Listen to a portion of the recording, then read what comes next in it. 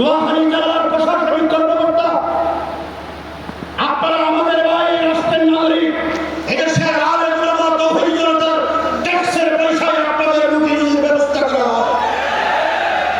আমরা শুনেছি দায়িত্বশীলদেরকে হয়রানি করা হচ্ছে।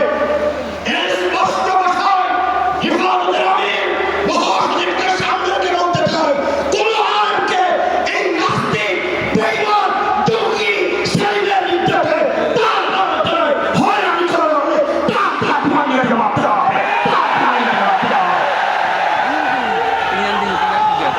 শেষ কথা শুনেন, শেষ কথা হলো আগামী